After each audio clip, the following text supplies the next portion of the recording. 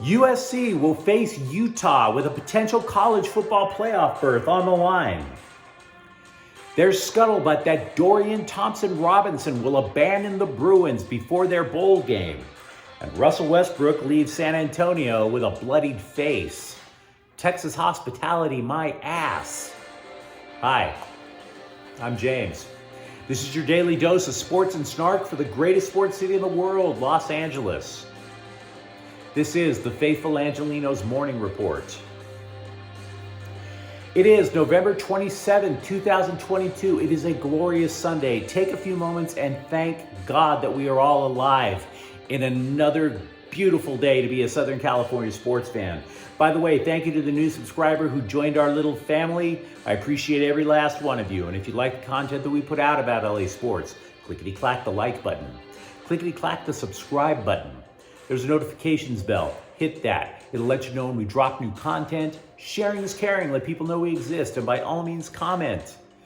A lot of you guys had a lot to say to me online last night. It was a good time. Before we go through the news and notes, quick look at the scoreboard. Once again, USC 38, Notre Dame 27. There's a rapid recap of that game on the USC playlist. And again, we got a lot to talk about with the Trojans in a few minutes. Lakers 143, San Antonio 138. The 143 points is a season high for the Lakers. They're 7-11. And LeBron James scored 39 points. Meanwhile, today, the Rams are in Kansas City at 125. There's a preview of that game on the Rams playlist. Late breaking news, third string quarterback Bryce Perkins is starting at quarterback for the defending champs. The Chargers are at Arizona. That game's at 1 o'clock. Preview of that game on the Chargers playlist. Indiana is in town. They're going to play the Clippers at 1. Kawhi Leonard and Paul George not going to play today. Ottawa will face the Kings at 7:30 tonight. LA is in 4th place. Not in the division, but in the entire Western Conference. And Bellarmine will be playing UCLA basketball at 4 o'clock. And all I'm going to say about the game is this. If I don't know how to pronounce the name of your college, I don't like your odds against the Bruins basketball team. But I must say, Bellarmine, if you and your wife are expecting, that is a lovely name for your potential daughter. Bellarmine. But let's get back to the Trojans because, man, there's a lot to talk about. Everything that could have broken right for the Trojans last night did. The so-called Pac-12 North melted down. Oregon basically took itself out of the running for the Pac-12 title game. And basically, Utah slides in for the rematch. In addition to that, because two teams ranked ahead of USC in the college football playoff rankings, two of them, they also lost. There are bowl projections right now that are coming out that slide the Trojans all the way up to number 4, which would give them the last spot in the college football. Now, understand, those are just projections. The actual rankings come out on Tuesday. I will say this, I was at the Coliseum yesterday, and I did run into a couple of people who were wearing cheap suits and patches for the Peach Bowl. Now, the Peach Bowl is one of the college football playoff games this year. I tried to get them to talk to me. They wouldn't say anything. Screw you and your cheap suits. That's all I'm going to say. Now, the matchups would have, if it stood as is, the matchup would theoretically be USC versus top-ranked Georgia. Any number of things could happen, so let's not go too far ahead of ourselves.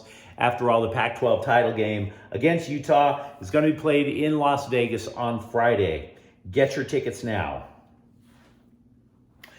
Caleb Williams, do you think he pushed himself into the lead for the Heisman Trophy race? You think about the game against UCLA, amassed more than 500 yards by himself. Last night, 4 touchdowns against Notre Dame. And by the way, toward the end, he had fun. On his 3rd rushing touchdown, probably clinched the game. He was turning around over his shoulder to talk junk at the Fighting Irish on his way to the end zone. Gut feeling, just because Notre Dame is a Catholic school, those players, oh no, they're not good Catholic boys. I'm sure there was a lot of mess being said between both teams last night. But the reason I'm talking up Caleb Williams as a potential Heisman winner is one of the teams that lost yesterday to boost USC potentially into the college football playoff rankings, Ohio State. And that was CJ Stroud. And you're saying to yourself, CJ Stroud was the Heisman favorite. Now, Stroud yesterday didn't exactly suck. He threw for over 300 yards, 349 to be exact. But those 2 picks were costly. And not only that, the Buckeyes got their heads kicked in. How many votes did CJ Stroud lose last night that would have been taken up by Caleb Williams? Oh, I also have to ask, hey, you remember, wasn't it 2 weeks ago that Bill Plaschke claimed that Dorian Thompson-Robinson was the superior quarterback to Caleb Williams?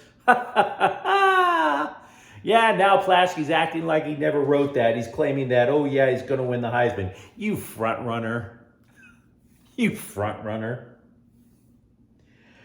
The Trojans did, or I should say should, by the way, move up in the Associated Press rankings to number 4. But please keep in mind the AP rankings are only one part of the formula when it comes to creating the college football playoff rankings. I don't want to make these clips about me. I don't. I really prefer talking about LA sports. But a lot of Notre Dame fans got into me last night, both at the stadium and online, especially online, about how I was a fanboy, this, that, the other. You don't understand. My personal pride, I love being right. If I thought Notre Dame was going to go out and win, I would have said so. But if any of you guys from Notre Dame are watching this clip, I want you to know this in your soul. Everything I said in that preview clip came to pass. Every last bit of it. There were 2 primary points that I was making. One, that USC would have to do whatever it took to make sure Notre Dame couldn't run the football, which they did. They got out to an early lead, which meant that Notre Dame had to pass more instead of run. USC stacked the box, doing everything possible to try to keep Notre Dame from running. And as I mentioned, Caleb Williams would be coming out there if Ohio State lost. If Ohio State lost, Caleb Williams would be coming out there knowing he had a Heisman Trophy winning in his grasp, and he was going to play out of his mind. All 3 of those things came to pass, and that is why you are flying back in the snow. And that is why I was right and you were wrong. Bye-bye, Notre Dame. See you next year. But back to the Trojans. Eric Gentry, I mentioned the defense with the turnovers last night, but stopping the run. Eric Gentry was a monster last night. 9 tackles. Do you know how much of an effort that Alex Grinch and his defense put up last night? Notre Dame averages 191 rushing yards per game. Last night, 90. 90.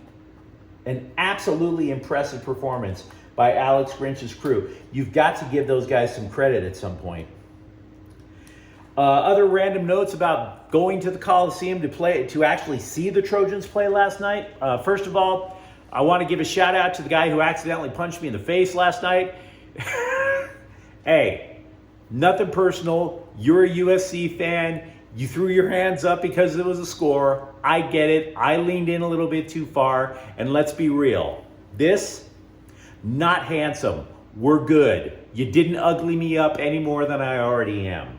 Number 2, you really should go to USC's game at Vegas, because even though he won't play, Travis Dye will be there.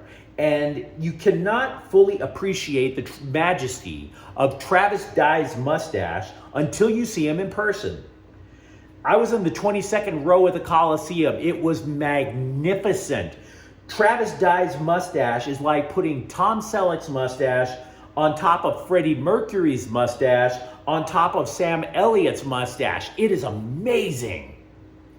And then one other thing I want to mention, you also can't fully appreciate how many barely legal girls want to hook up with Caleb Williams until you stand in a line outside the Coliseum and watch the Trojans go in. They were yanking him this way, that way, the other, and I'm sitting there going, dude, I don't know if they're offering you their numbers, but the only number that matters, 18. Keep that in mind, amigo. We're trying to look out for you.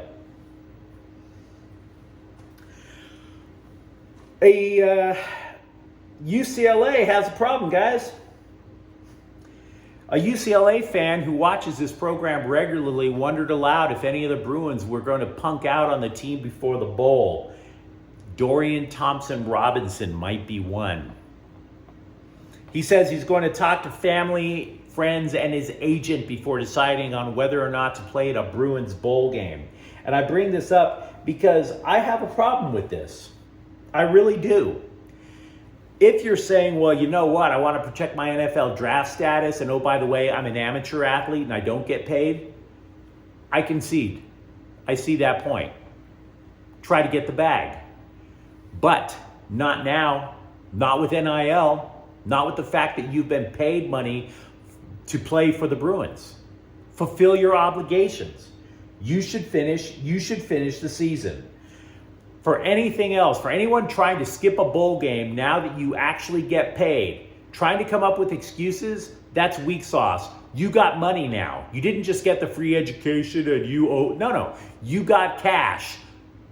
Fulfill your obligation. Be a grown-up.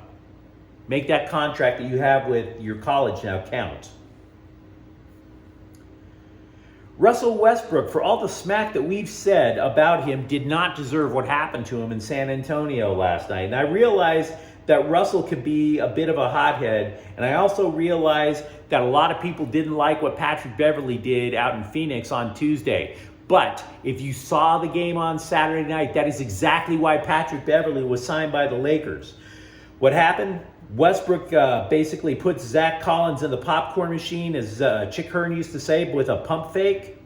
And in coming down, Collins gashed a nice big hole in Russell Westbrook's head with a flying elbow. Now, Collins was thrown out of the game. He was given a flagrant 2, which is basically the equivalent of 2 ejections. Westbrook wasn't exactly the happiest of campers, but I'm here to tell you, Collins may have said he wasn't trying to do it, but if this was a boxing match, where he hit Westbrook was exactly where you would want if you wanted to get somebody out for the match. Not for a knockout punch, but a nice crimson mass just flowing right down so that you can't see anything. I mean, in the NBA, if you have even a paper cut, they take you out because they don't want think you might have HIV. I'm surprised in San Antonio that they didn't empty the gym and fumigate it, not just for HIV, but for hepatitis, everything else. There was so much blood coming out of Russell Westbrook's face. By the way, Anthony Davis missed the game. He had a calf bruise, but it's not a big deal. He is expected to play Monday. We mentioned Bryce Perkins a moment ago. Allen Robinson, wide receiver, is reportedly not likely to play today. Basically something that we had been bringing up. Once a team starts to fail, all of a sudden those little knick-knack injuries that players get become major things, and because there's a reason for it. The player is like, we're not going to win the Super Bowl this year. Why should I put my health on the line? So a ticky-tack injury now becomes something you go on IR for. This is going to be something that happens regularly with the Rams from here on out. So Van Jefferson will be the top receiver in KC this week. Again, no doubt about that. No Cooper Kupp, no Allen Robinson. Duh. 0 props to Adam Schefter of ESPN for reporting something we already knew. Matthew Stafford, they might shut him down for the year. That's his big scoop this morning. No kidding. We were talking about that last week, pal. What is this guy? Thanks for the scoop, bro.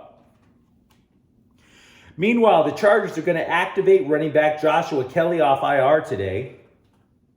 Okay. Not exactly a needle mover.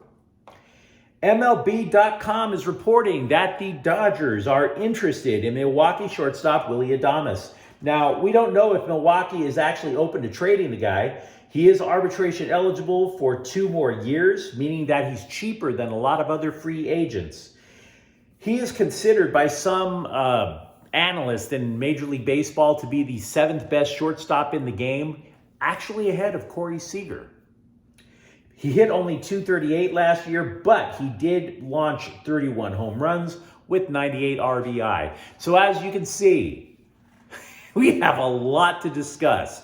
Let me know about what you think about this stuff in the comments thread. Whether it's USC, whether it's Dorian Thompson-Robinson, whether it's Russell Westbrook, so much to discuss. And if you enjoyed this content, don't forget to subscribe to Faithful Angelenos. We do talk LA sports here every single day. Thank you for watching. I'm James. We'll be back later today with a Rams Rapid recap. Faithful Angelenos is a Kian Corte El Queso production. Take care.